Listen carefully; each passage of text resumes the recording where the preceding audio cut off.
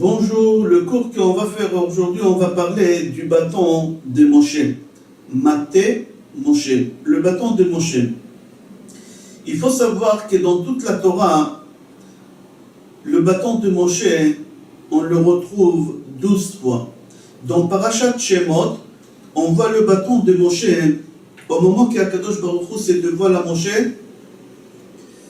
dans le Sne. Là-bas, Akadosh Baruch Hu demande à Moshe Rabbeinu de jeter le bâton. Et Moshe Rabbeinu, il jette le bâton.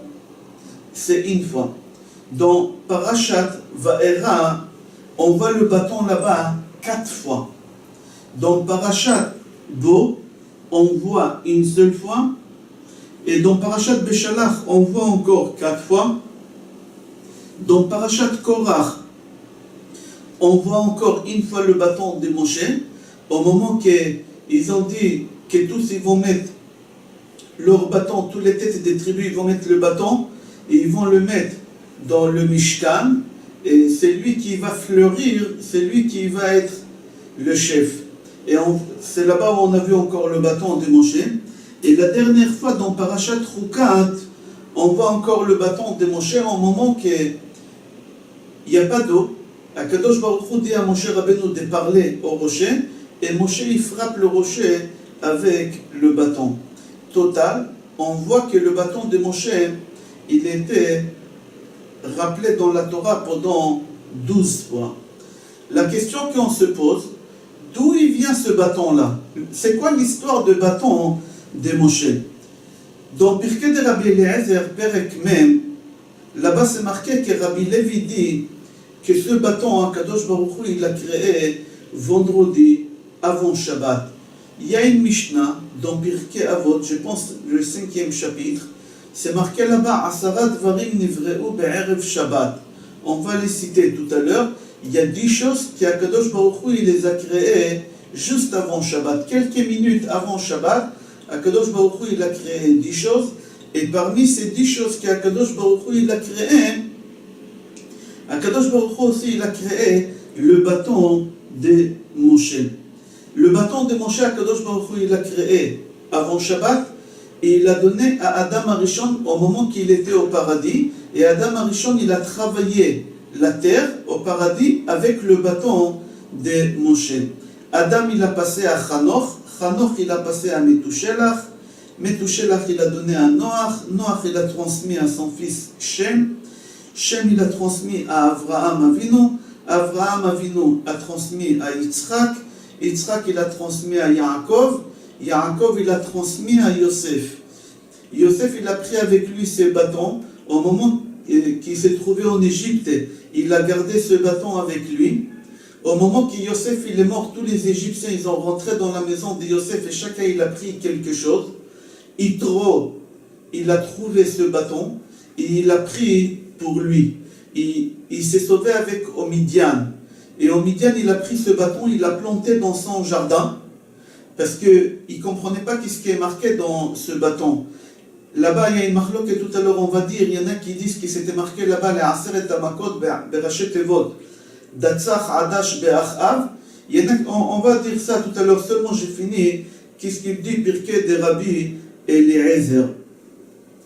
Pirkei de Rabbi Eliezer dit, qu'Yitro, il a pris ce bâton et il l'a planté dans le jardin chez lui à la maison.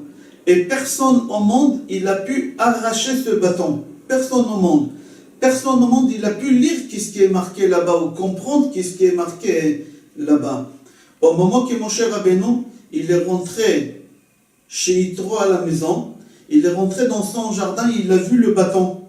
Et il a lu là-bas, qu'est-ce qui est marqué, en lisant, il a pris le bâton comme quelqu'un, il arrache une herbe avec une facilité extraordinaire. Pirkei de Rabbi Eliezer, donc Perek Mem dit qu'il y a des gens très très forts. Ils sont venus, ils ont arraché pendant des années, ils ont essayé d'arracher pour pouvoir se marier avec la fille de Yitro, parce que Yitro il a dit, c'est lui qui arrive à arracher, à déterrer ça, je lui donne ma fille, personne il a réussi. Et mon cher Rabbeinu, il rentre à la maison chez Yitro, il lit, et pas seulement il lit, il prend le bâton de la terre, on dirait quelqu'un qui l'arrache une herbe. Yitro, il a vu ça, et tout de suite il a dit, c'est lui le sauveur des béné Israël en Égypte. Et c'est pour cela qu'il lui a donné sa fille Tzipora pour femme. Jusqu'ici, Pirkei de Rabbi Eliezer. Dans Yalkut Shimoni, Siman Kuf Samer Chet, dans Parashat Shemot dit que Moshe Rabbeinu, il est arrivé à la maison de Yitro à l'âge de 67 ans. Pendant 40 ans, Moshe Rabbeinu, il était dans le pays des Couches. Et à l'époque, le pays des Couches, il était en guerre. Et Yitro avec Midian. Et Yitro, au moment qu'il a vu Moshe Rabbeinu venir chez lui des Couches, il a eu peur que Moshe Rabbeinu, c'est un espion. Qu'est-ce qu'il a fait? Il a pris Moshe Rabbeinu, il l'a mis en prison pendant 10 ans, il l'a mis en prison, sans lui donner ni à manger, ni à boire. Et la fille d'Yitro Tzipora, en cachette pendant ces 10 années, elle ramenait à manger à Moshe Rabbeinu en prison. Après 10 ans, la fille Tzipora demande à son père, papa, qu'est-ce qui se passe avec ce bonhomme que tu l'as mis en prison il y a 10 ans? Il a dit, c'est sûr et certain qu'il est mort. Un homme ne peut pas résister autant de temps sans manger et sans boire. Et il lui dit, papa, viens quand même, on va aller voir, peut-être il est vivant. Tu sais, ce peuple-là, ils ont eu tellement de miracles. Regarde, Abraham Avinu, ils l'ont jeté dans la fournaise, il est sorti vivant. Et il lui a raconté plein des histoires que nos ancêtres, ils ont eues. Et il lui a dit, ce peuple-là, il a l'habitude d'avoir des miracles. Au moment que sa nuque est devenue en marbre, alors son père lui a dit, viens, on va aller voir. Ils ont parti, et ils ont vu Moshe Rabbeinu en train de prier. Et trop, quand il a vu ça, tout de suite, il a fait sortir Moshe Rabbeinu des prisons. Il l'a lavé, il l'a rasé, il l'a ramené chez lui à la maison. Au moment que Moshe Rabbeinu rentre chez Yitro à la maison, il sort vers le jardin pour prier à Akadosh Baruch Hu et pour le remercier à Akadosh Baruch Hu pour le miracle qu'il a fait, qu'il est resté pendant 10 ans vivant là-bas, avec le peu de nourriture que la fille d'Yitro lui ramenait. Et maintenant il est sorti vivant, il est parti faire une prière. Au moment qu'il a fait cette prière, il a vu par terre planté un bâton, mais il était en forme d'une pierre précieuse qu'on appelle saphir. Il était planté là-bas. Moshe Rabbeinu, il s'est approché et il a vu le vrai nom de Hachem qui est marqué là-bas. Il a vu là-bas plein de choses qui ont été marquées et il les a lues. Et à voix haute, et en même temps il a arraché le bâton, on dirait quelqu'un qui arrache des herbes. Et là-bas on dit que ce bâton-là, au moment que Moshe Rabbeinu il a pris, il a compris, comme Pirkei de Rabbi Eliezer, que c'est lui le sauveur des bénis Israël, il lui a donné Tzipora, sa fille.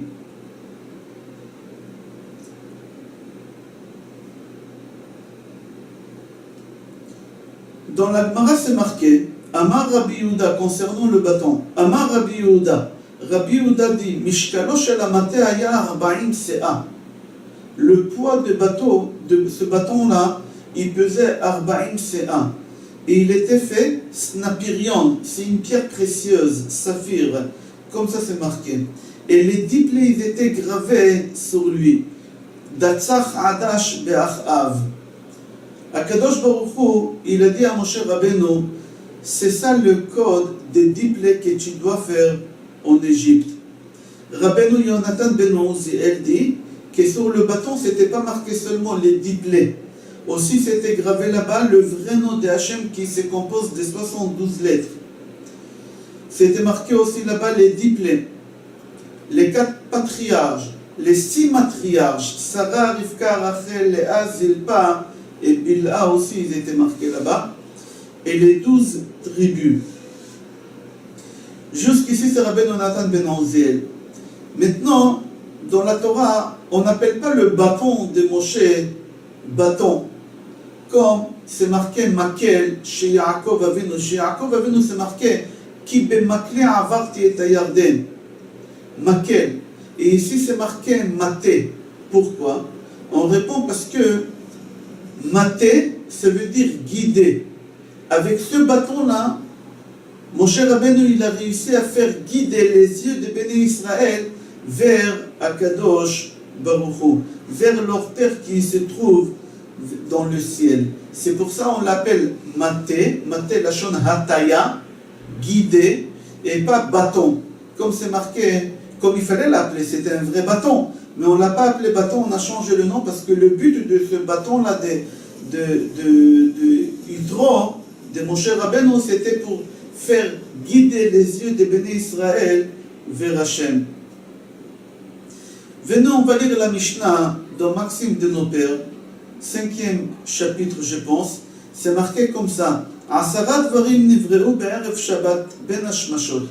10 choses à Kadosh Baruch Hu il a créé vendredi soir avant le coucher du soleil. Ve'elohen, et les voici.